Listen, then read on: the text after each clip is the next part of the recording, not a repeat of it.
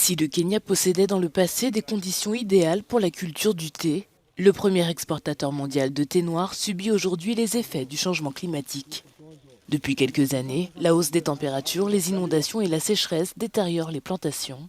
Dans le comté de Kiambu, certains agriculteurs se reconvertissent et cultivent d'autres produits pour rentabiliser une partie de leurs terres. Ce thé a été planté quand j'étais jeune en 1959. À cette époque, nous avons eu beaucoup de pluie, tout ici ressemblait à une forêt.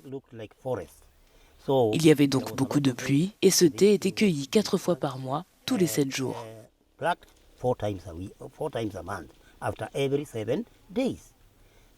Aujourd'hui, nous avons déménagé, le climat a changé. Ce changement fait que nous ne recevons plus autant de pluie qu'à l'époque.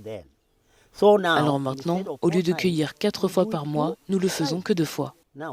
Vous voyez, nous n'obtenons que la moitié de ce que nous obtenions avant.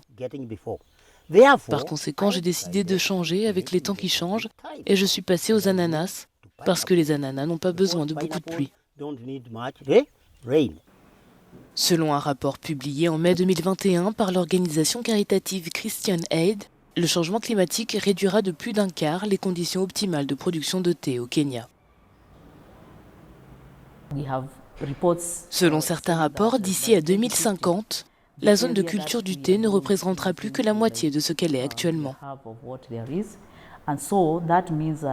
Cela signifie donc que les régions où l'on cultive actuellement le thé, ainsi que les agriculteurs qui dépendent du thé, vont devenir de plus en plus vulnérables à mesure que le climat continuera à changer.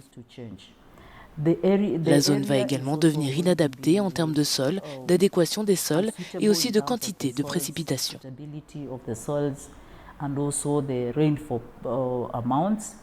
Cette situation serait préjudiciable aux agriculteurs comme aux travailleurs, alors que les experts multiplient les mises en garde contre les dangers du changement climatique. Les producteurs de thé kényans constatent déjà une baisse de leur production.